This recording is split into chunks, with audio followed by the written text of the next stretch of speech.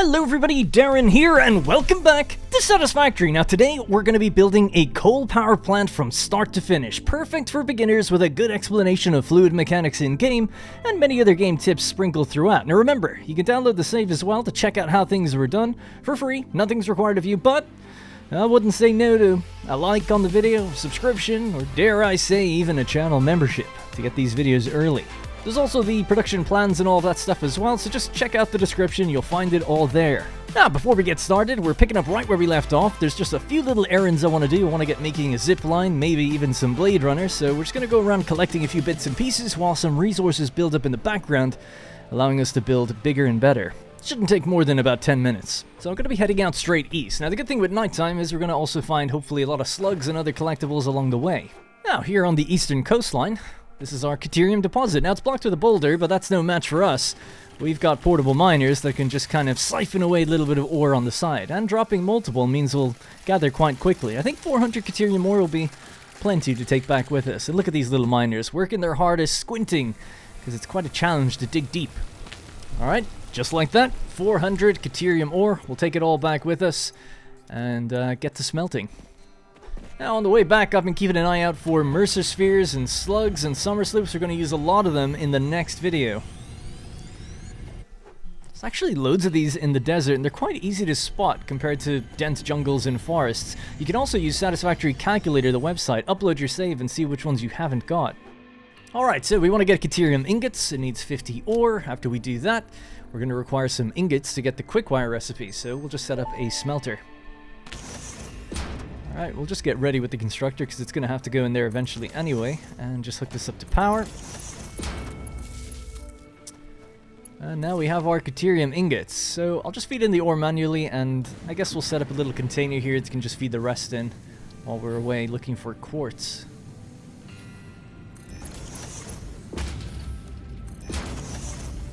Alright, and there we go. Now, while we're making those ingots in the background, we'll head over to our copper constructors here. So, basically, I'm going to disconnect one of the wire constructors because we need copper sheets. Copper sheets are used for pipes. So, we're going to be dealing with liquids for the first time, so we'll just disconnect that, connect straight in with a new belt, and it was doing 15 per minute. So now, we'll select copper sheets, and it's doing 20, so we'll just select, or rather, we'll put it to 75%, and that'll be 15. So it's taking in what it was before. The machine should run nice and smoothly. We'll just throw that in there as well. So now, we'll just let this build up in the background, and we'll have plenty to build with. Alright, we can finally get the quickwire recipe, 50 Caterium ingots.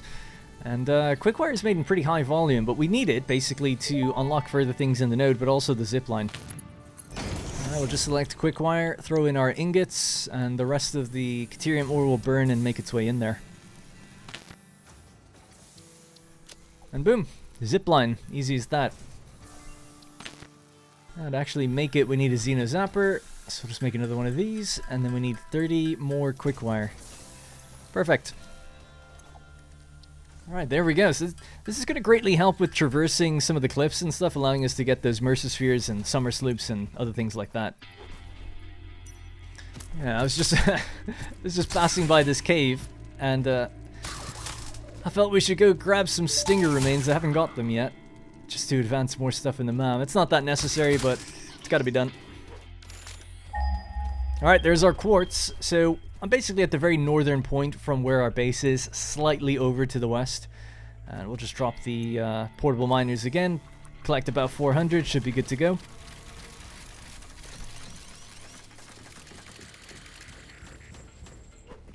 Now, this is why the zipline's so powerful, especially early game. Just by building 2 power poles and connecting them, they don't actually need power for you to be able to just ride the zipline on up. Alright, we've got a little cave here. I've been marking a few different caves for later. Might do something with them, but there's often good collectibles, like the Mercer Spheres. And there we go. So yeah, got the quartz. I'm going to keep going though. We want to find a few more collectibles. Yeah, the ziplines make it so much easier. There should be a, I'm pretty sure there's one around here, though. Oh, there we go.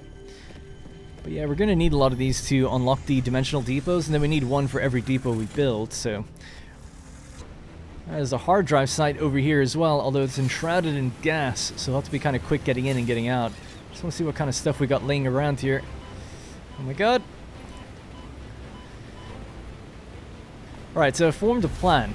I have my medicinal inhaler from the previous episode. We're going to run in, grab what we can, and I'm going to huff and puff when I get to about now. Open, come on. Oh no, come on. Give me it. Oh. Breathe, damn it. Breathe. Alright, I think we're good. Dude, these would be so awkward to get. I was trying to build up to it, but the zipline is the way to go.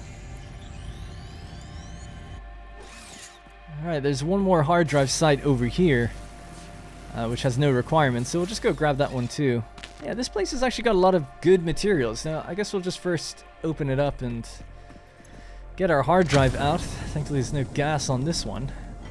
But I'm seeing some good stuff. We have, look at that. Oh my god, turbo motors, and there's 8 of them. Now, it's tempting to keep, but I'm going to use those, I think, for the awesome sync. We should be able to get a lot of tickets. And the heavy modular frames I might keep for some of the milestones that we'll get a bit later. Can't actually even carry them all right now. I'll have to come back here. Electro control rods and aluminum. Now, a little tip here. If you're scared of hatchers, especially the mega hatchers, you can crawl your way over to objects and crawl past them, and they'll never detect you. It's stealth mechanics, is what it is. Easy peasy. Kept you waiting, huh? I got another hard drive on the cliff edge. This is facing in towards our factory. Actually, I'm just on the way back, but I didn't want to miss it. It's taking me a while to get up here. Alright, so just 25 screws. Not too bad. And that should be that one done. This is what I was talking about. In the desert, it's so much easier to find these. It's just like buried in the sand. You know, in a forest, it's like up on top of a tree and you never notice them. Alright, I'm back. Good haul. You know, you got about 7 spheres, 5 sloops, a few slugs, and 3 hard drives. Not to mention our quartz and the turbo motors. Alright, we'll select silica now, and we'll just dump in the quartz, and we'll feed it the same way I did before. I'll just put down a new container. And just send quartz in. They don't need to be smelted. They just go straight into the constructor, so it's easy enough. And we'll use this for some of the windows and cosmetics a bit later. Alright, so just while I'm waiting for the silica, I've just been processing some of the animal remains into protein. You can then use that for biomass and other things, but also the DNA capsules, which actually give you a lot of tickets as well. But what I'm aiming for is the inventory slots. 6, there we go. 1000 cable, that's no problem for me. And then, I think I could get the rebar.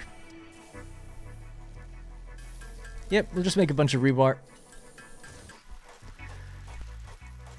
There we go. 100 shots, new rebar gun. Take it out for a spin. Or a spring. So now we're pretty well equipped to get down to any new area and build.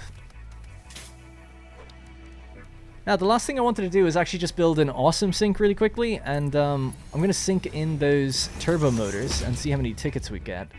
And then I should be able to get a few more of the... God, this is always so finicky. There we go. I'll just hook it up to power. Alright, so... Yeah, I feel a bit bad syncing turbo motors. It's just, you know, it's a high-end thing that you can maybe use for something, but it'll be such a long time. We gotta send them in, and like I said, it's gonna give us a lot of tickets, and we should be able to build with power poles, floor holes, all those little extra little bits. Oh my god. Wow, I was expecting like maybe 25 tickets, 30, 60? Right off the rip. We're gonna be well equipped for a while now. Alright, awesome shop. So with 60 tickets, you know, I think we can pretty much get everything we need. Now, obviously, I'm not going to get any of this stuff. This is all the end game things, but stuff in the management and organization categories, I'll probably get everything I can. I almost forgot the Blade Runners. That's the whole point of getting the silica and the quartz and going out that way. So let's strap them on. Oh, so good. It's like taking 2 big concrete blocks off my legs. Freedom, you know, the freedom to get around. So now building is going to be so much quicker and easier in getting there and back as well. Alright, ladies and gentlemen, with all these prerequisites now out of the way, we're finally ready on the right-hand side of the screen to pursue the coal milestone in our to-do list. Allow myself to introduce myself. Right, so here we are. We're going to need 150 reinforced iron plates, 50 rotors, and a copious amount of cable. Bonk. And we'll ship that off. So that's the coal milestone done. Pretty simple. Now what we're going to need is 36 coal power generators. Of course, coal power generators require water and coal to mix together in order to make 75 megawatts of power each. So if we were to do really quick math on this one, 36 times 75 is going to be 2,700. I'll explain it when we get down there, but we won't be building all of them right away. It's more anticipation and planning for the future. We're also going to need 18 water extractors. Okay, so now we can actually scan for coal, but the coal that I'm going to be looking for isn't quite within range. We're going to be going just about down here to where this long shadow, this conspicuous looking shadow, sticks out and points towards the ocean. There's a couple deposits there, and they're the ones we're going to be tapping. There's some good deposits around us, but the availability of water down here and the small amount of coal is just going to be enough to carry us into the future milestones where we can tap these other coal nodes for more permanently, let's say. Right, so let's get moving. We're going to have to gather a bunch of material that we need down there as well. So what we'll need is some of that copper sheeting that we hooked up earlier. We're also going to need, I'd say, well, as much iron plates and as much concrete as we can take. So I've got just over 1,000 iron plates now. Oh, how great are the Blade Runners, huh? And we should have, yeah, about 4,000 concrete. Awesome. Now, you'll notice on the right-hand side of the screen, I'm not taking with me, if you can see it, reinforced iron plate rotors or enough cable right now. That's fine. We'll build some of the machines later. That was just to kind of see what we need. What we're going to be starting off with is the foundations. And in the meantime, we're going to be building up those materials in the background. Now, I'm only making 4 reinforced iron plate per minute. And I unfortunately had the machines off for a while. So at 4 per minute, and we need 900. You know, 900 divided by 4, it's 225 minutes. 225 divided by 60, it's going to take about 4 hours. But we will be building foundations for a while, and we don't necessarily need all of the generators in place straight away. So the main reason for that is that I'm building this facility with the spec of the next belt speed in mind. So currently our best belt speed is using the reinforced iron plates to build a belt that can do 120 per minute.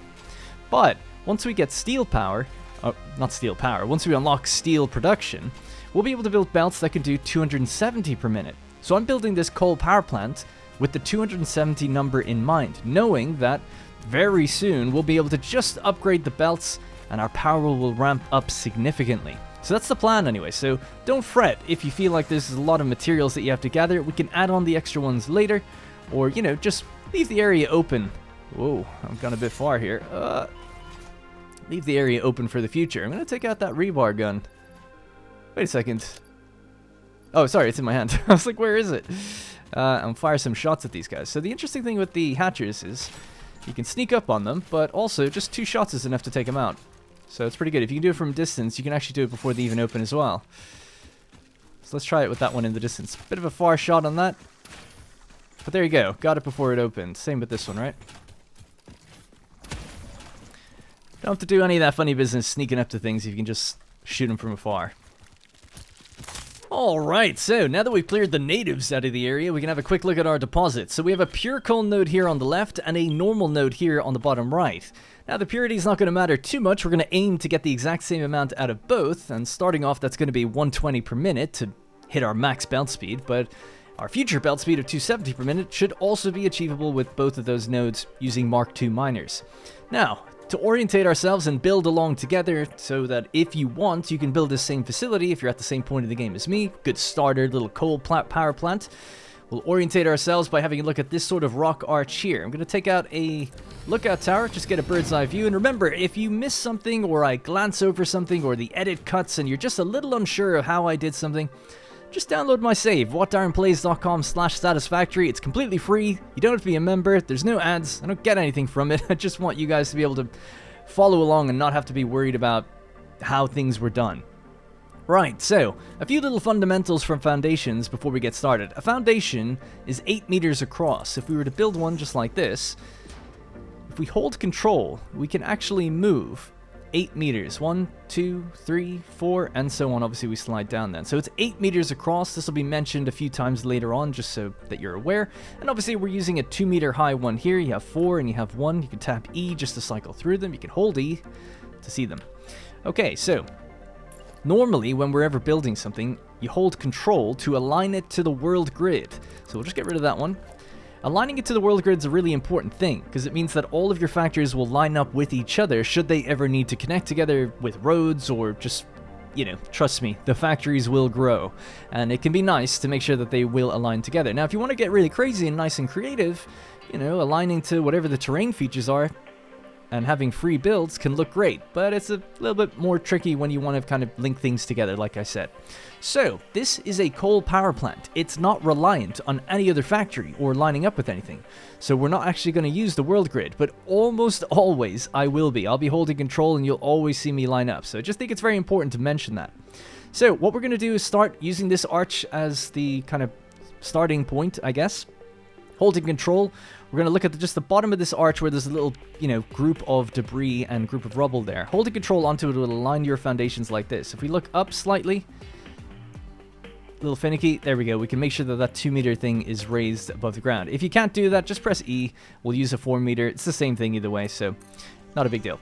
Right, so I basically realized that I was doing it slightly wrong, so some time has passed and now of course it's going to be dark, but we'll line this up with the world grid yet again. I'll use a 4-meter foundation, so we'll lock that in. Now, holding Control and making sure that we're aligned with the foundation we're on, right, so it's sitting squarely on top of that one. We'll hold Control and move straight out to the very corner tip here. Then, while still holding Control, so we're looking right at the corner. Now we'll pull back on the mouse wheel 12 times. So 12 ticks. 1, 2, 3, 4, 5, 6, 7, 8, 9, 10, 11, 12. So that's the orientation that we need. I thought it was 10, but it's actually 12. Right, so from here, we'll just leave that in place. We'll use a 4-meter foundation from now. So now this is our sort of grid that we're going to be using. Our starting orientation of our foundations. So we'll just bring this out, whatever, just a few across. It doesn't really matter just for a moment. What we're going to be aiming to do now is clearing that pillar there. So we want to be able to build straight out across the sea, but we don't want to intercept the pillar and build into it. So if I was to go here, we would collide. We're going through it. But if I go here, we're actually totally in the clear. So this one is going to be the one that we'll kind of consider the start of the build. So I'm just going to paint that one blue. Hopefully we can still see it. All right, we'll just get rid of some of these things on either side. This can all kind of go now, just for the moment. So this is our starting bottom left corner of the build, or left side of the build. Now we want to get that corner, so we go all the way to the back, as far back as we can go.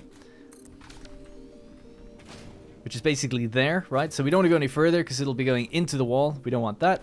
It's just sitting there, just totally nice on its own. So this is number 1. This is our first orientation point. It's at the very back left of the build. This is just a straight rectangle, so we're going to go across 12 and then 31 deep. So starting with this one we're on, this is number 1. We need to go across 12 more, so that's 10. And then one more here. People have asked me before, how do you do this, where you get 10 to come out in a row? Just press R, and you can bring it straight up. Press R again, you have default. Press R again, you have zoop. So zoop mode is what you're looking for. You're looking for the build mode that's in the very center of the screen. Right, so if you want to ever check something as well, you could highlight them to dismantle. I can see that it's 12 out of 50, so it's 12 across. That's what we want.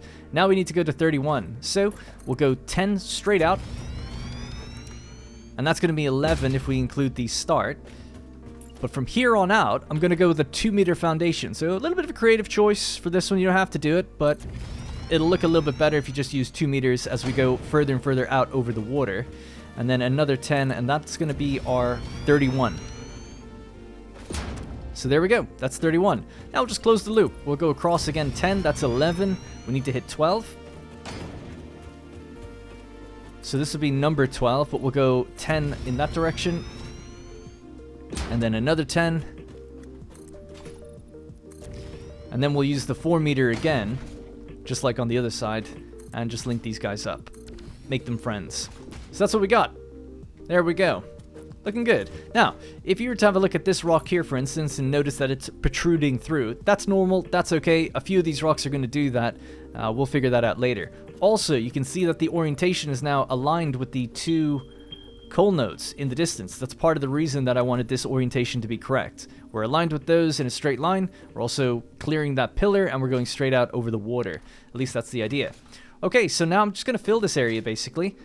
We can do it super quick like this, just going 10 out.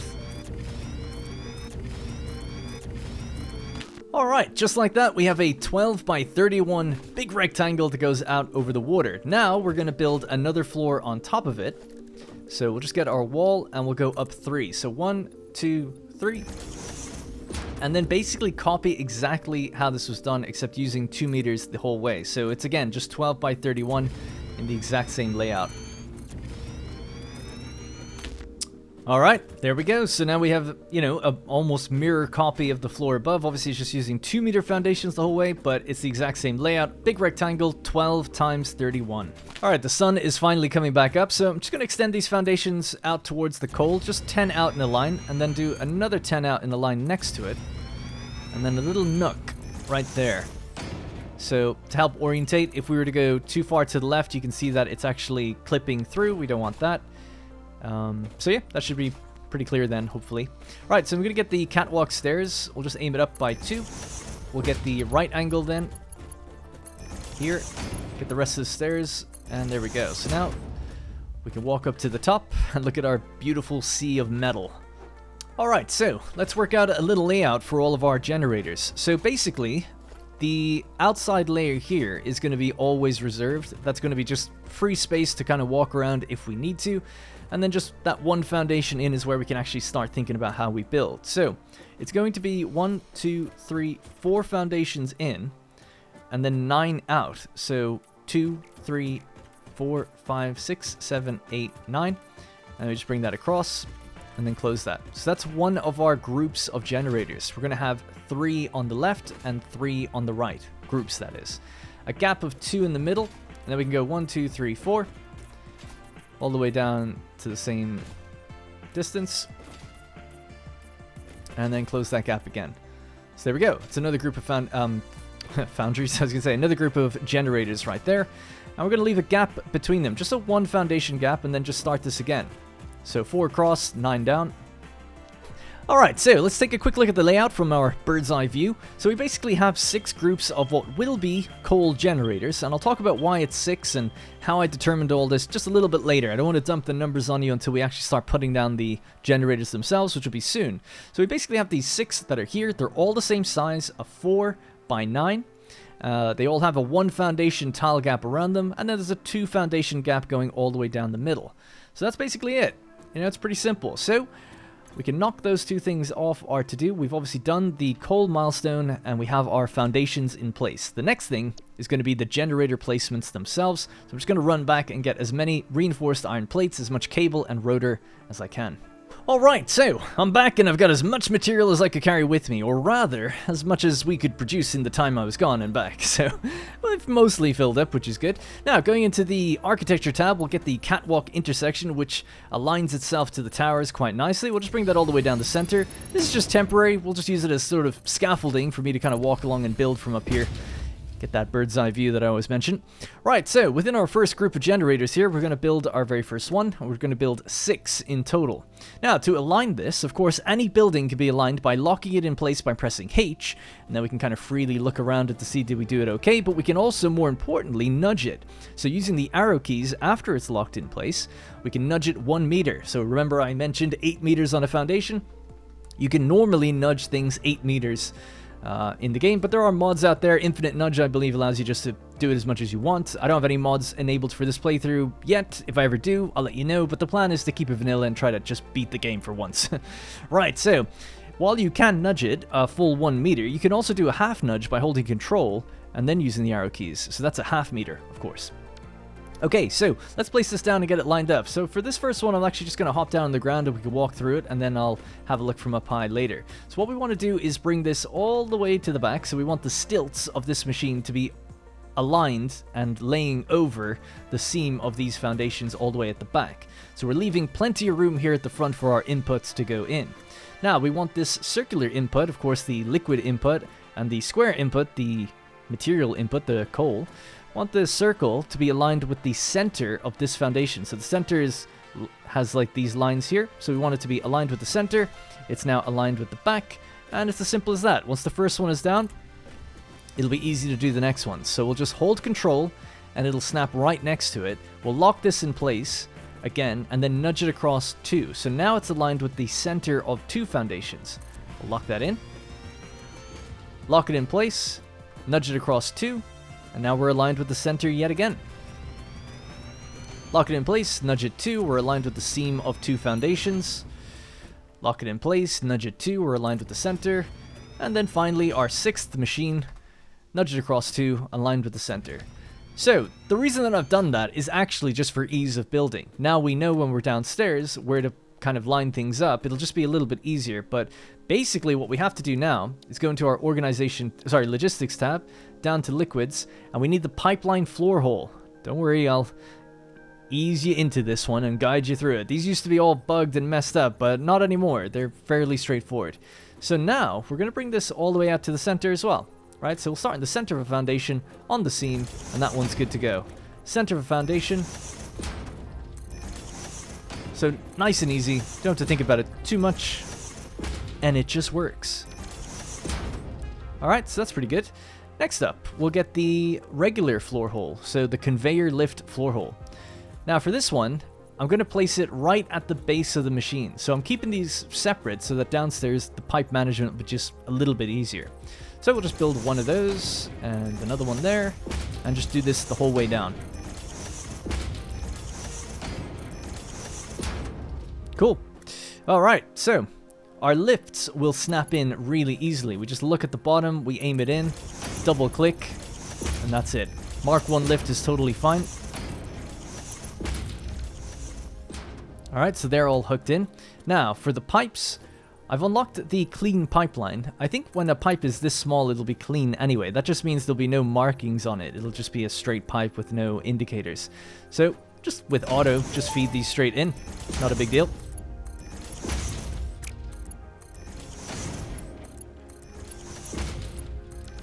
And there we go. That's 6 basically done. We'll have to do their logistics now downstairs.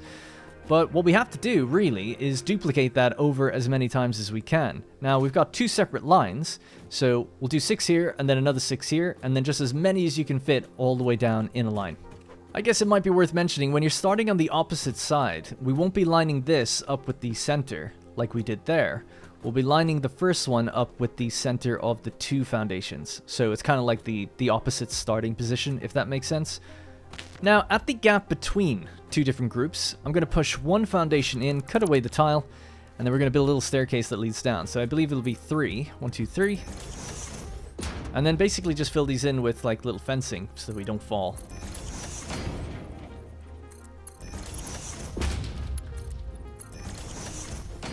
And then maybe just the modern railing in at the side.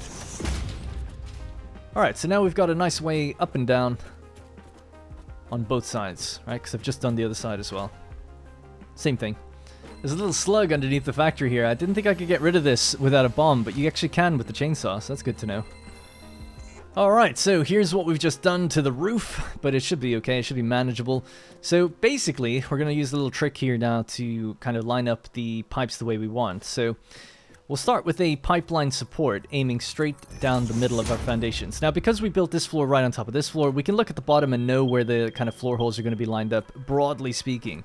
So we'll just start with our first little pipe here. I'm going to use a clean pipeline. It's just what I like to do and go quite straight in a straight line, just to about that point.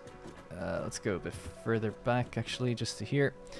Right, so straight line all the way down, and just extend this a bit further out as well. Cool, so we have a super straight pipe just running underneath all of our little floor holes there. So now what we can do is grab our pipeline junction. Now this is a little finicky, I admit. We'll just hop on this one for a second. So a pipeline junction, we need it to be just a little offset to the right of where it's going to be targeting. It didn't used to be that way, but it is now. It'll make sense in a second. So for every floor hole that you know where they are, right? We know they're in the center here, so we just, close to the straight line pipe, we just build it over to the right. And then we go like here, just, yeah, nudge it over to the right. And just do that all the way down 6 times.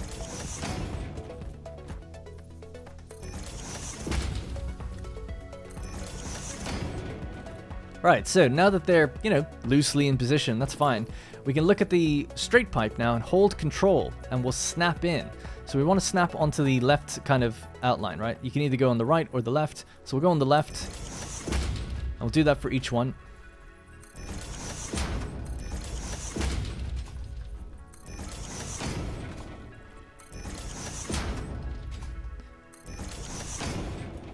Okay, so now we'll get rid of the extra bits, anything that we don't need anymore. So all of these junctions that were just floating out there, they can go.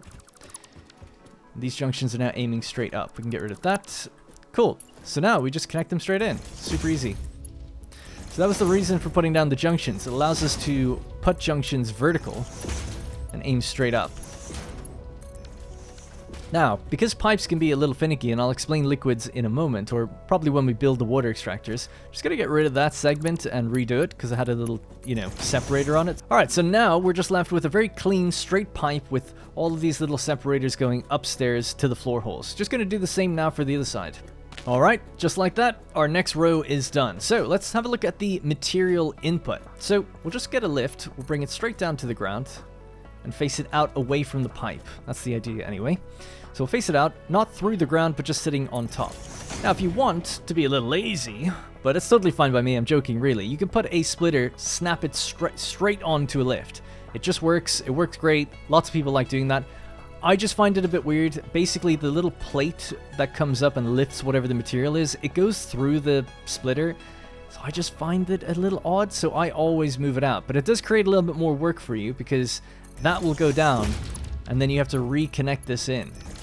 Now, I'm not going to do that every time, but just knowing where the inputs are. And by the way, the input's flowing from this direction, so flowing from the kind of cliff wall there. So the input flowing from that direction, I'm always just going to line it up like so. So it is more effort, it is a bit more work, but I think it's worth it. Right, so just going to do the other side, so just bringing this all the way down to the bottom. We'll just get this to be fed from the kind of cliff wall again. Like that, lines it up just nicely. The reason I delete it, by the way, is because when you place a splitter down like that, it's not actually hooked in. You have to kind of position it. Now, you might notice, this is in the seam of the foundation, this is in the middle, this is on the seam, this is in the middle. It's the same orientation as the way I did the pipes. So the good thing is that we can just look at this line coming out of the splitter here, and once I know I'm in the center, I know things are good to go, right? So it just makes life a little easier. That's why I decided to kind of create that nudge gap between all of them. And that way I don't have to worry too much about placing things in the wrong place. I know they just have to be either on the seam or in the center. Now that they're in place, we'll just grab our lift, we'll snap them all in.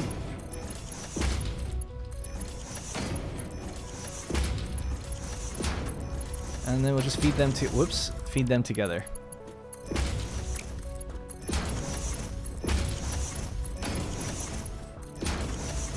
Great. Alright, so just going to extend these foundations a bit further out, and this one as well. Like I said, we'll get rid of some of the rocks a little later in our lives, but for now this should be fine. And I can actually build this just over the foundation, should work just fine. We'll get our miner in place, like so. And this can start there. Now, the next one here, that might actually work really nicely thinking about it. It's a bit off, so we'll just get this. That. So just one. Yeah, that's pretty good. And bring that to there. Alright, so we're in business. Now these can just go all the way down. We'll keep it on straight mode. Alright, with the first two groups of coal in place, we can now start thinking about water and how we're going to deliver that. So we're just going to build a little bit of scaffolding out here so I can walk along the water a bit. Now, what we're looking to do is clear the rocks here, because the water extractors have a little bit of trouble being placed in and around them. I've also painted the foundations just down the center of the build to help me guide, just to help guide myself underneath the build and see what we're doing here. So, it's important that we don't build off of just this random little area I have here. We want to build off the build itself, if that makes sense. So we'll just grab a wall, And we'll start here. Now, walls will automatically snap to either the base of the foundation or the kind of aligned with the top of the foundation, right? Either one is good. You don't want to be kind of off from that, though. It can be all sorts of hazards if you are. Your walls will be all misaligned. So basically, the top of the wall being aligned with the top of the foundation is the way to go. So let's just drag this down. Grab a foundation, and we can just align it like that. So it's just sitting... Coincidentally, I'm almost aligned with it, but yeah, we're actually not. But it's just sitting right above the water there. So the water kind of ebbs and flows just slightly over it every now and then, which is totally nice. All right, cool. We can get rid of this now. It was just to gauge the correct height relative to the build. Okay, so we'll go... And height is important when it comes to water, trust me. All right, so we're just using this now, build across that rock. This one I think we can get away with. So it's just the one that's kind of big here. Now we'll align ourselves with the center. So about here. And we'll build this out 10 and 10. Not really going to go that way. We're just going to go away from the build itself. And we'll do another 10 and 10 again. Okay, so now's the time we can delve into the numbers and talk about how I've designed this place. Now, I want to preface this by saying I was aware that this might be people's first time building coal, or coal power, automating power, first time dealing with liquids. I didn't want to overcomplicate the build. I didn't want to make it extremely arduous and long and have 10 coal nodes and just, you know, some massive facility. We don't need that. We want just enough to carry us into the next phase where we can get fuel and to power all the facilities that we're going to use up until that point. If we need to build another coal facility, we will now know how to do that after this video. Right, so your standard coal generator is going to be taking in 15 coal per minute and 45 water per minute to produce 75 megawatts of power. So 15 is an interesting number. It divides into our belt speed of 270 quite nicely. Now, you'll remember I've created 3 groups of 6 generators for each deposit. Alright, we're just going to split our deposits in half and just focus on one side of them. So forget the second deposit, we'll just have a look at one for now. So we got 270 coal rolling out, and then we hit one splitter and we can split it 3 ways quite nicely. We don't need to add extra splitters, it just splits and divides 3 ways into 90, 90, and 90. 90 coal can support 6 generators. 6 generators times 45, because that's their water intake, would be 270. Now, why did we do it that way? Why not just keep it all one group? Well, we were limited by the kind of capacity that we can use for water. A Mark 1 pipe can only transfer 300, up to 300 liquid per minute. So that's the best we kind of have. So I decided to keep the numbers kind of easy, and we know that every pipeline needs to have the same amount on it as the coal that's being produced. So what that basically means is every pipeline needs 270 water. We have 270 coal, we need 270 water. That's as easy as it goes. But the water is per generator, so we need the 3 groups of water extractors. Now, a normal water extractor would do 120, so normally if you'd have 3, you'd have 360 water. So each one is going to be underclocked to 75%. Thankfully, a recent update made it so we can just copy the settings from one water extractor to another. So once we set it to 1, we can just kind of blanket apply it to a bunch of other ones, and we don't have to really worry about it ever again. So what we're left with, or what we're going to be left with, is 270 coal being divided into 3 groups of 6 generators. Each group of 6 generators is fed by 3 water extractors. Each water extractor is down to 75%, and that gives us our 270 water on the pipe. Now, we also have to pump vertically, and that's something I wanted to do in this video. I didn't want to shy away from it. So we're not building at sea level, we're building up above, and we're going to be pumping the water up. So the height does matter. We'll talk about that in a little bit. Alright, so with our little lesson over, let's get building the first water extractors. We have a yellow band going through the middle of our floor here, just so we can kind of see exactly where we need to be lined up. So directly under that, we have our walkway. And then we have our little T-junction saying, like, we're not to pass this point, right? We don't want to pass that point because there's rocks and outcroppings and things can get a little bit off-kilter. So, 1, 2, 3. A water extractor can basically fit across 3 foundations. That's just the way it is. So, in the very center, we'll place down a pipeline junction. This is what I call an anchor. And then we'll place down our water extractor facing towards us. Holding control, we'll keep it on this line. And then we'll just build it pretty close, but not clipping over the edge. It'd be okay, but it can be a little finicky. So just about there, you know, it's all good. There's no grid for the water extractors. You could build foundations underneath them. It gets a bit messy. We don't need to do that. So there's our first one. Just get rid of this for a moment. Now, we said that we were going to have groups of these. So group, we'll just look at this one, hold control, and then build a second one, and then build a third one. It's as easy as that. That'll be the 3. Now, we'll just select this, and we'll make sure it's doing 75%. So it's 90 per minute.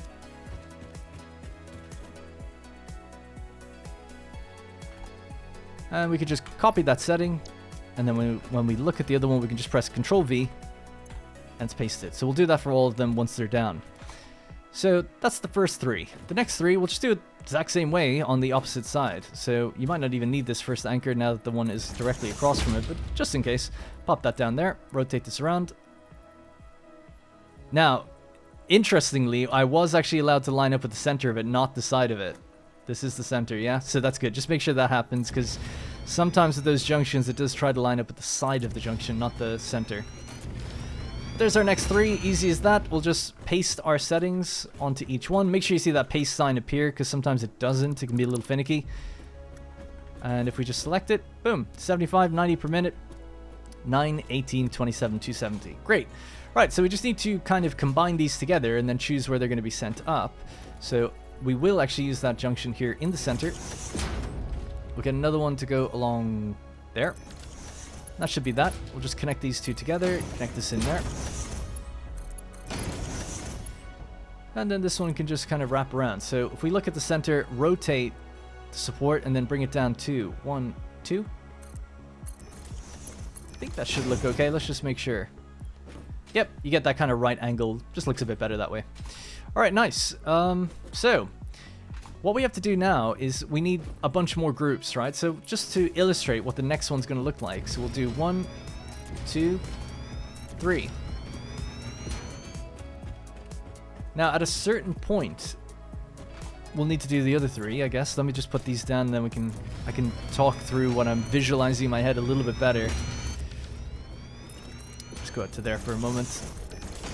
Right, I feel like I'm overly explaining and getting really kind of confusing, so we'll just line these up again, right? So we have our junction, boom, another junction, boom, hook these in together. They're living life, and then this guy can rotate, come down 2, and then connect in. Now, this is where it gets complicated, right? We have these 3 on the end. Where are they going to go? They have to go over this pipe, because unfortunately we don't have stackable poles, and we're building so far out that it would just look weird to raise it up any earlier. So we'll grab this support in the center here and go 1, 2, just like that. Now, until we get to that point, we'll just do this one as normal.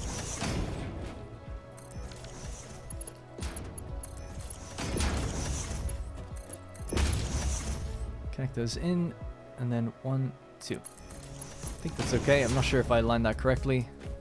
Yep, that's all right. Great. So now we'll switch build mode to horizontal to vertical, which I don't know if this is even high enough to make it. Yeah, it is. Okay, cool. I'll just, from the center point of the foundation to the outer point, so 4 meters, just do that. Bring it across. It'll have no problem getting up to that height. You get 10 meters of free head lift with any building, I think, but yeah, water extractors, just to be sure. Now, normally we can get a stackable pole that can just sit on top of this pipeline like it's built for it, but we can't get that until another logistics level. So I'm just going to build through the pipe. There's not much we can do about it right now. And it doesn't affect anything, so don't worry about it. Right, so just get that to go to there. Cool. So that'll be another pipeline. We'll deal with that in a moment, and I'm going to duplicate this on the other side. But what basically has to happen is here, on this point, we're going to start going all the way straight up. So that's where we're going to be looking. So what we need for that is our floor hole in the center. The other one is going to go, yeah, just making sure, there. All right. So now we'll just go horizontal to vertical, starting at this pipe and go up. So that's going to create this like L shape and go straight up. If we did it from up here, oh, it's the same actually. Sometimes it changes, I guess, based on orientation, but here there's no other option. So yeah, it's the same. So if we want that L shape, go straight in. This one as well is the same thing. Go straight in. And there we go. Both of them will be coming up that way. Great.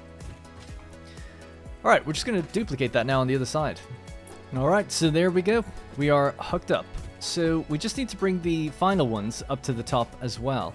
Now, instead of doing it over on this side, which we could, I'm going to do it on the far end just to keep them separate, as these ones need to reach, you know, pretty far down there. Basically, we'll just grab our pipeline floor hole again, and in the center of this one, go there, and go there. So we're leaving a gap of 1, 2 foundations, kind of similar to one of the groups over there. Alright, and I can just go plug in, and it creates that L shape automatically, as long as we're in horizontal to vertical mode. Looks good. Alright, great. So now we'll talk about how we pump up to that height. So basically, if we look at the height of the build, we can judge its height correctly by looking at a basic wall and bring it all the way down to the bottom. So we can just go down to the very bottom. It's 9 times 4 meters, right? Each one's 4 meters. There's 9 of them. So that's going to be 36 meters high. Now, if we have a quick look in the logistics category, a pipeline pump Mark 1 does 20 meters of head lift. You also get 10 from the machine. We're going to kind of forget about the initial 10 to a small extent. We're really just going to be focused on the pumps. So knowing that it's 36, that means we would need at least 2 pumps to get up over and into the coal generators. So one of the pumps is going to be on this floor, and another one is going to be on the middle floor. Alright, so let's figure out a nice way of making these pumps look good and aligning them so that they're neat. So we'll just go like this. 1, 2, right, that's 8 meters high. We know we get 10 from the machines, but we're playing it very safe because there could be all sorts of shenanigans with these. Now, using a junction like so, I'm going to anchor it just so that it's right on the edge of the height of the wall. So the center should be the height of the wall, which I think it is there. It's hard to see because my little legs, but I think that's correct. Alright, so we'll just lock that in. The reason I'm doing that is because it'll allow us to put this pump and press control, and it'll lock to the junction that we've just placed there. So it's kind of like another anchor point. So holding control, we'll just slam that in. This one might work as well at the same height. Yeah. So just make sure it's also aiming up, because you can do it the other way. We don't want to do that. And lock that in. So we'll get rid of these now. And this. We'll do the same over on the other side. It needs to be actually quite close. Although, let's just see. Yeah, holding control, it's not aligning right now. So that's going to carry us pretty far. Now you'll notice that hologram that was appearing. As we go upstairs, that hologram will actually end. The animation will stop at the 20 meters height from here. So it'll give us the indication there. You just don't get it when you're starting the pipeline. It only shows you after the pump for whatever reason. It's just the way they've done it. Alright, so we'll do another one on this side and copy the ones down there as well. Now, before we go any further, I want to mention that pumps in this game don't really work like pumps in real life. Think of it more just as a game, right? This is adding 20 meters to the pipeline. So from this point, it'll just allow the water to travel 20 meters up. There's no vacuum or pressure. It's not like pulling water up, that kind of way. And if you were to build it down here, it just adds 20 meters from this point. So that's just how it works. It just adds 20 meters. Just think of it that way. If you start thinking about it in terms of pressure or anything like that, it's not right. Just forget it. Right, so with those in place, I'm thinking I'm going to carve out a hole somewhere here. And we'll use it to get up and down. So I'm just going to create stairs right at the edge here, down the very center. Oh, perfect. All right, just like that. And we'll roll all the way up. Now, I'll try to cover some of this back up that we don't need. Like so. And then here, I'll just cover it with walkway again. Now, because I'm building from the center, it's a little awkward. So I could do this. And then maybe with a catwalk intersection do there. Now you get some clipping. There are ways to sort of hide clipping. I can't really remember right now, but what I'll just do instead is I'll just let that clip over. If I had a half foundation, it'd be fine. You can get them a bit later. I just don't have them right now. So this is okay. I'm okay with that. It's metal on metal. It looks okay. All right, there we go. Is that too close to my head? Nope, it's just good. All right, that allows us to get down into the pump room fairly easy. And of course, every time there's a gap, we have stairs that lead upstairs as well. So, you know, we'll be able to traverse around this place easily enough, I think. All right, so up here we have our floor holes. So these ones are going to be plugged into down there. So this is where it gets just a little complicated. We have to sort of avoid this row here because they're going to be fed by the ones down there. Easy enough, though. So we'll just go forward straight past the staircase, actually. Maybe to about there. I'll just bring this down again. There we go. So 1, 2. Actually, no, I'll start in the center. Yeah, that's fine. I'll just bring this straight across then as easily as we can. And then go back 2. And then in we go. Alright, so there we go. So just a pretty standard little pipe that just leads all the way down in a dead straight line until eventually it has to turn right before the end into its group. Now, I was hoping that the hologram would show me where these end, but I think because the pipe is long, it's not doing it. Because when I was testing stuff out before, it did. But anyway, it doesn't really matter. I know that the pump downstairs is not enough to reach all the way up to the coal generator. So basically on this line, we need a pump. So I'm just going to build a junction here in the center. And then we'll do a pump right here. Very similarly, we'll grab this one and we'll just build this out and try to match the length and size of this one. Oh, I'm actually out of copper sheet. I'll have to go and get more. Alright, got the extra material. Let's just finish off this pipe then. And just try to line it up with this one the same way we did it. Bonk. And here. Alright, cool. That's aligned. Good to go. And we'll just put down another pump on this side.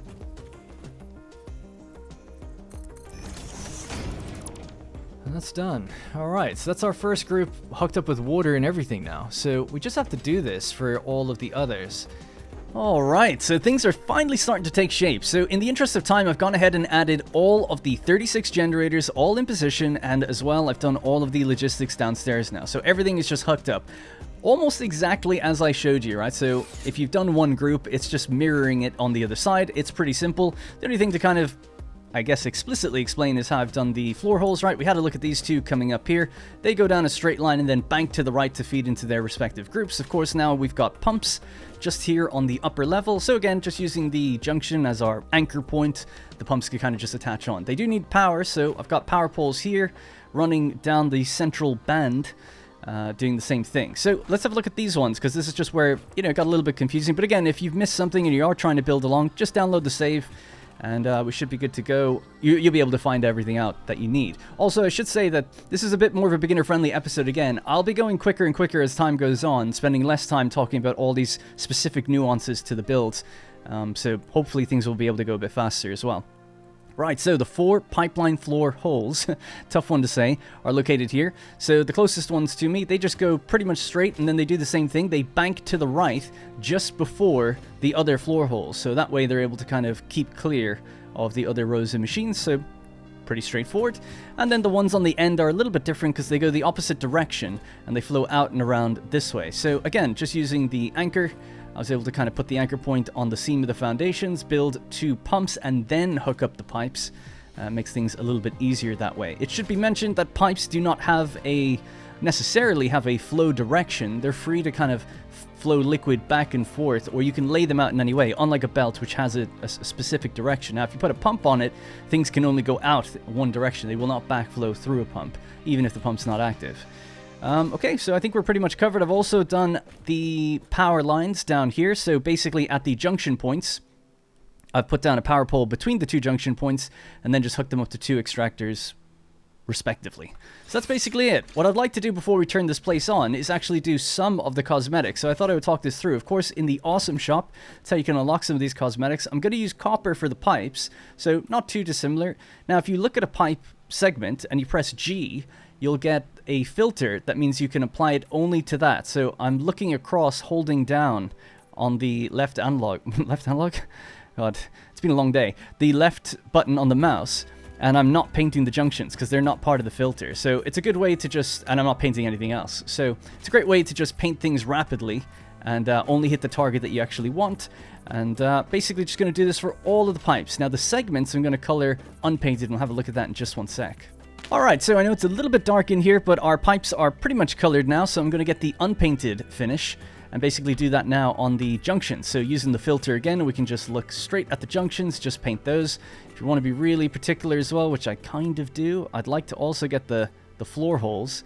So again, just by using the filter, we can get those and just make them nice and shiny, and then these supports as well. So I think that gives the pipes a really, really nice look and feel to them when you use these 2 colors kind of together. Alright, the pipes are looking good. Again, it's just getting dark, but we can take a quick look at how we're going to do the actual power poles. So I've done them actually for all of the other generators, but we'll just have a look here. So basically on the seam of a foundation, and then in between every other generator, that's where all the power poles are going to go. So it's a little overkill using more power poles than we need, but it does keep things looking nice and symmetrical and clean, I suppose. Now I'm just going to hook up these ones first, so all the power poles can go together, and then we'll hook up the generators just to the left of each pole, because that's where their actual outlet is. So there, or their connection point, I guess. So I'll just keep things looking nice and neat and tidy, and then we'll decide how much of this we can actually turn on soon enough. But I want to do some more of the cosmetics. Yeah, so I think for the cosmetics of the floor, what I'm basically going to do is just do concrete foundations anywhere where we walk, so down the center and all around the edges and between the groups of generators. So basically the bits that I painted yellow can actually just remain as metal fix-it, and we'll change their color soon enough. Yeah, so it's hard to see, but now that the concrete is in place, the metal fix-it foundations, I'm actually going to paint them unpainted as well. So pressing G, we can use the filter, and we don't have to worry about accidentally painting over the concrete or anything. I'm just going to paint that all the way down as well. Now on the floor below, I'm actually going to do concrete on the inside and leave a one-tile metal fix-it foundation all the way around. I think that'll look a bit better that way. Alright, so in coloring the actual water extractors, I'm going with this kind of blue and grey color. So I've actually listed all of the color choices I use, all the hex values in the whatdarrenplays.com/satisfactory. Inside of the blueprints document, there's a thing called color choices, and you can have a look at which ones I use. So just using this, just going to use our filter and just kind of paint them all down nicely in a line. Yeah, so with this in place now, with the extra little bit of walkway, I can remove the foundations that are here and just use the walkway the entire way down. So we'll just get the T side of things, rotate it, zoop it, and just go all the way down. A little awkward, but this should make it just look a little bit nicer as well. Alright, so there we go. Looking good enough. Happy enough with it. A little cluttered because of all the power poles, but what can you do? Now, I'm actually going to just extend this floor out, just one layer of foundations across. Because I kind of want a slanted roof that comes down to that point. We'll talk about it when we get up there. Yeah, so it's kind of expensive, but fix-it roofs and fix-it roof corners. We'll get both of those, and that'll allow me to kind of make this look a little bit better as it comes down to this point. Now, to make sure that the area is powered okay, we're going to have to turn off a lot of the machines here, so I'm just going to extend this pole further into where the biomass burners are, and then disconnect much of the factory. Probably all of it, actually, and just connect this straight up to the burners, and that way then we can just ensure that the water extractors all fire and there's no problems in ramping up. Alright, so I'm cutting all those power lines, they're all disconnected. I did make a little bit of silica here, so I'm just going to take that with me because we're going to do some of the windows using it. Now, I think we're good to go in connecting this back up. Let me just check. Yeah, so now we are not really consuming anything. So we'll just hook that in there. And yep, that's okay then. Cool. Alright, so we can basically head back now and, you know, get things started. So I'm just going to knock off that we've done the generator placement. The water extractors are ready to go. So pumps and activation will be the last thing. Still need to do our activation, so we'll get to that next. Right, so in doing the walls here, previously we just had the 3 wall segments that rise all the way up. Now we're going to go up another layer and, well, actually we'll go up by 1 twice. So 2 meters up, go across to there. Now with a 4, connect into here. Get rid of all this, get rid of that. So basically now we have a 4-meter wall that's just protruding over by 1 meter. I know I said you shouldn't do that. Obviously, typically when you're outlining floors, don't. But for cosmetics, obviously now it's totally fine. Alright, and that's basically what we end up with. So we've basically got wall, wall, 1 meter wall, and then another wall. So 4 objects there. And then we have our windows. There's 4 windows going across. Then there's going to be a gap. Then there's going to be 4, then a gap, then 4, then a gap. And this should work out all the way down. So I'm just going to put that in position now. Yep, it actually works out just perfect. So it is going to be short on this one, this extra foundation that we brought out, but it's in line with the roof, so that should be okay. So just finish this off now. Now, the next thing is up on the roof, I'm going to put down the modern railing that we got earlier.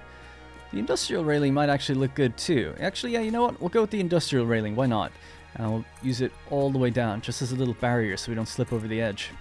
Alright, so it's starting to come together. What I'm going to do, a little out there, it's up to you how you want to paint it. I'm actually just going to go with the unpainted the entire way down and make this kind of reflective metal structure as our first little factory. Alright, last thing I could get was conveyor walls. I feel like I needed some of the inverted ramp to help with the tilted bits I was going to do, but we'll need a few more tickets for that. I'll have to get that later. I realize I'm actually slightly misaligned here. The plan was to have them right next to each other, but that doesn't really matter. I'll just redo that. So they're going to be just a bit more spread out than I initially intended, and I'll talk about this belt in a moment. Alright, so I'm just going to use the 4-meter roof that comes down on this little extra edge bit, and then we'll connect it here at the bottom with another kind of window and wall set. So 2 walls here actually works out pretty much perfect, which is good. So 1, 2, 3, 4. 1, 2, 3, 4, and then here at the corner. Yeah, so that's the corner piece that I'm missing. I just need a few more awesome sync tickets to get that bit in. So it'll have to stay open for now, but we'll get one soon enough. Now, in the future, I can make this a glass roof, or part of it. I would probably have glass on these 4 that connects to the windows. That might look good, but I just don't have that accessible just yet. So once we get some more of that quartz chain unlocked, I think it becomes available in the Awesome Shop, and then I could buy it. Now, to prevent it look like it's just floating, I guess we'll use the big pillar support, and maybe just every second foundation over, we'll just add in a big pillar. So that's going to use the, I think I'll use the metal as well. So metal all the way down. I don't think we need the actual bottom. We'll just go all the way down like that. And I'll just bring that all the way out. I gotta say, it's really coming together. The bounce lighting underneath this area is so good that it kind of almost has that, it's like I'm underneath a pier or something. Alright, starting to really take shape. The lighting just does all the heavy lifting on this. So yeah, it's looking pretty good. Now I still have to kind of decide what to do with this part. Well, that looks okay. I think I'll actually just push it in a little further. So we'll go like this, and then just push it in like 2 layers. And if that goes all the way down, actually, I suppose that would have to come across down here. So maybe 1, 2, 1, 2, something like that. And then just build in off of that. That might look pretty good. Yeah, it does seem like kind of a lot of concrete, but I think it looks good. I think it looks alright. The way it's pushed in behind the fix-it foundations there. Alright, so it is unfortunately again nighttime, so I think I'll wait just until the sun starts to rise until we actually start turning the place on. So in the meantime, I thought I would talk through some of the logistics here. So, you know, initially it was supposed to be 270 coming from there, 270 coming from there, coal, rolling in, and then we turn on all the water extractors and everything works. But, of course, we don't have a Mark III belt just yet. We've only got a Mark II. So that's 120 and 120 instead.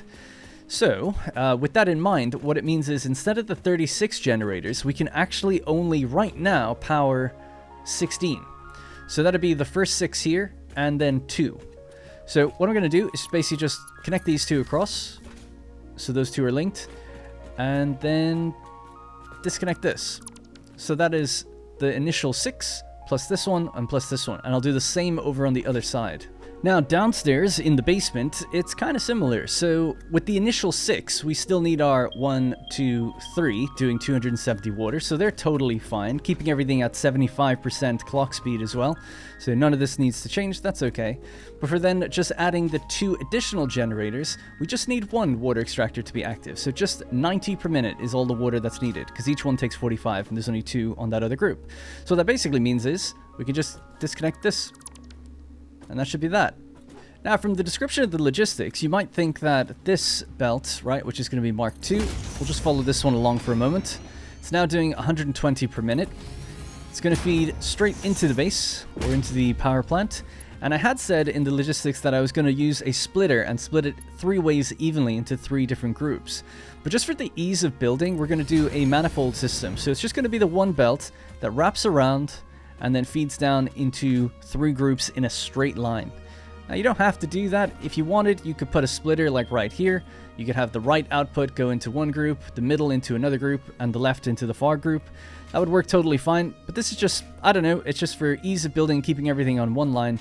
It's actually less efficient. It'll take longer for the factory to ramp up, but not by much, so I'm not too worried about it. But just thought I would mention that the initial design was sort of to use a splitter, and I've ended up not really doing that. So I'm just going to make this a Mark II belt the whole way down. Alright, ladies and gentlemen, I think we are just about ready to get started. So we're not going to start with the coal, we'll start with the water first, and I'll talk about why in just a minute, but I just wanted to remind people that of course you do need 2 power shards in your normal miner, and you don't need any in the pure miner, because we need them to do 120 per minute, so the pure miner will be able to do that right off the rip. Once we get Mark II miners and power shards and things, we can bring them both up to 270 per minute. Now, I'm not activating them right away. We want to activate the water first. It's super important whenever it comes to water with refineries, oil, liquid really in pipes. You always want the liquid to completely fill the pipes first. So, I'm just going to connect this power outlet to this, and that has now powered us on.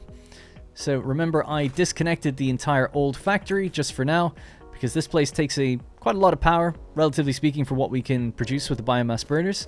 So, what are we doing right now? Well, as we can see, the water extractors have started spooling up. Now, the first group is going to be all together, so that's 270 water per minute.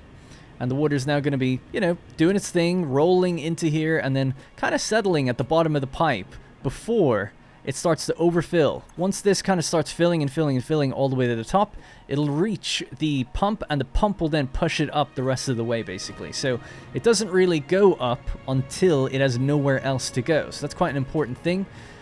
So if we had this going off to the left in some other direction, doing other things, it wouldn't necessarily go up until it had nowhere else to go. So it's just, yeah, important to kind of note that. Now, another thing that's kind of important to note is that the second group, we've only got one water extractor active each, right, on the second layer of these, as we talked about earlier. So these ones are going to take them a lot longer to fill all the space on the pipe and take a lot longer to start moving up. So that's normal, right? We have these ones pumping already, but these ones aren't because you have to wait until the pipes fill. Every pipe has capacity. It needs to completely fill up before it's going to go up top. So let's follow it up. So after the initial 20 meters of headlift, we come up here. We can see that we're pumping here as well. We're rolling along. And it's basically going to just keep pushing all the way along this way until it starts filling all of these. And then it'll start filling each segment as it goes up as well, because the pumps are already pushing it up another 20 meters. Then what's going to happen is we need to fill the 50 capacity in each generator. So we haven't even gotten anything in there just yet, although we can see it, just a little pixel is arriving right now. So it's going to take a while, but then it will kind of just shoot up and fill up. So why do we do that? Why do we have to do it this way? Why aren't we filling the coal at the same time?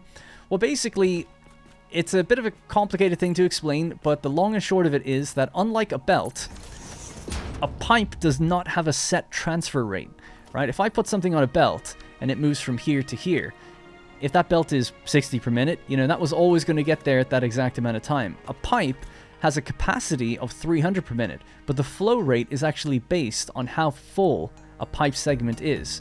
So it's almost like saying if you had a belt, it wouldn't run at 60 per minute unless you had 60 items on it per minute. Does that make sense? I hope it does. So the reason we want to fill the pipes and fill the machines is so that we get the full throughput of what we're expecting. Now I'm just going to head out to the coal, and we'll get this turned on.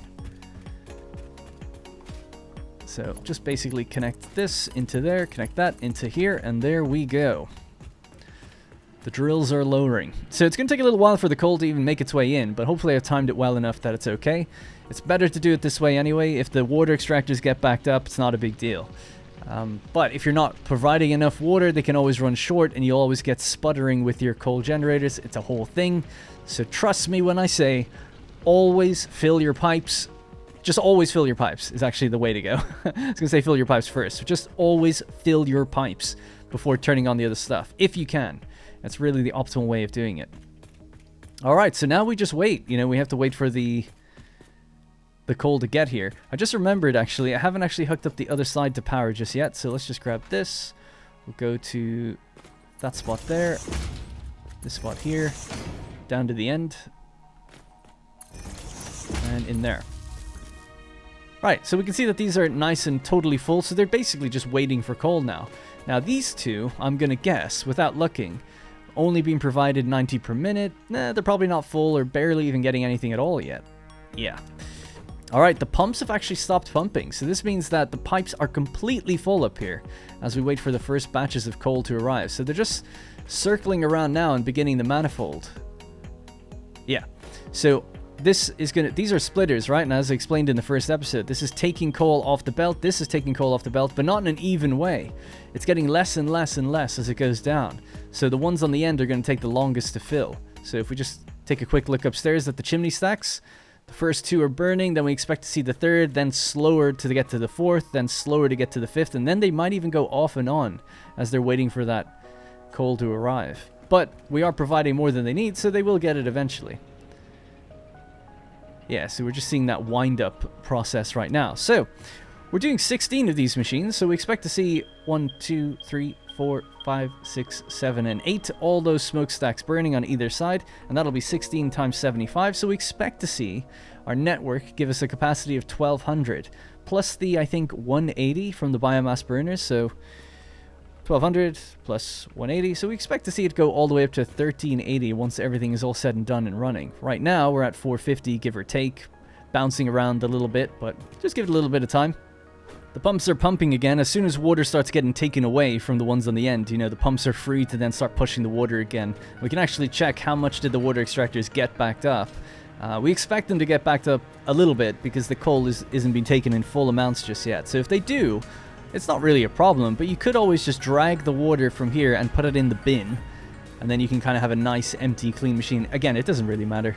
But if you want a super clean power line without things fluctuating too much, that's kind of something that you might want to do after the place is running for a while. I wouldn't recommend doing it while you're powering things on.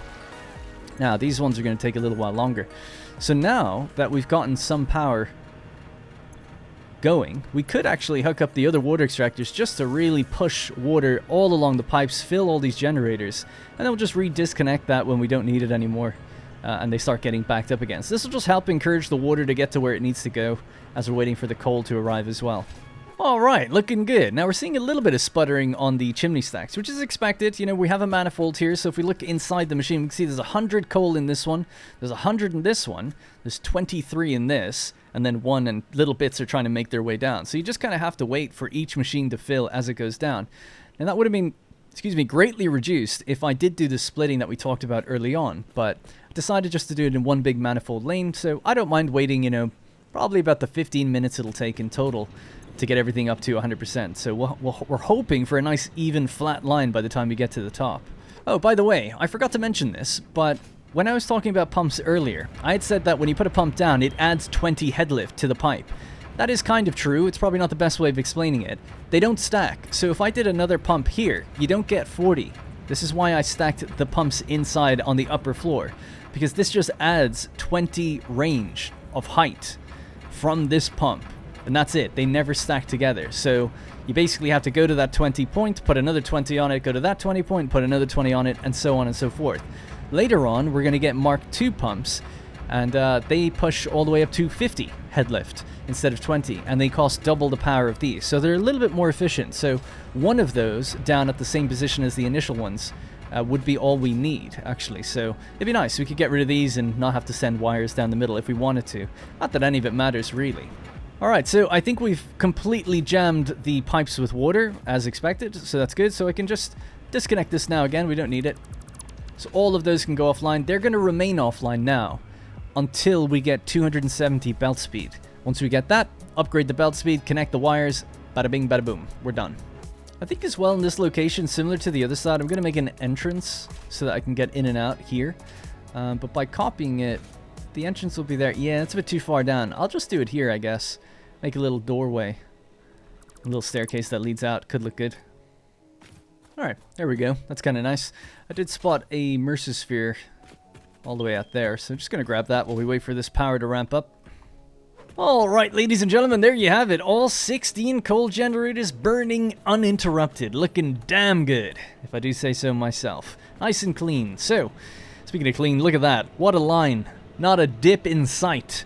It's been running for, I'd say probably about 15 minutes since the last cut in the video, so it's taken about that long to kind of fill all of these. We have 1200 megawatts at our disposal. We have 180 lying in wait in terms of the biomass burners. They only kick in if they're needed, so that's really good. We're now automated for power, and we have a lot of room to play with, so we can obviously go out and start building up new factories, and then when we start to hit that threshold again, we'll just come back here and upgrade it with our new Mark III belts. A few little belts, a few little connections for power lines, bada bing, bada boom. We'll be up to 2700 megawatts of power then, and the process of turning it on will just kind of remain the same. We don't have to restart the coal or anything like that. We'll just upgrade it and it'll feed its way down. It should be totally fine. the water should overfill faster than the coal. Alright, so that'll have to be it for today's video. Again, this was quite hand-holdy and beginner-friendly, and the next video is going to be somewhat similar, dealing with dimensional depots and the SAM resource. But after that, things will start moving a little bit quicker, and we'll look to get a proper big iron and steel factory going in the desert. Kind of removing a lot of our starting stuff and building the first part of the desert sprawl that I've been looking forward to. So that's going to be it for me. Thank you very much for watching. Remember, if you're a channel member, you will get videos early.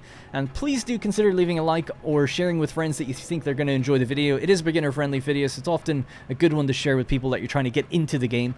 I also just want to say an extremely heartfelt thank you for the kind words and messages over the past week. You know, for those who don't know, my little cat Nix, who I was very close to, she sat with me often for recording and for streams. She appeared now and then.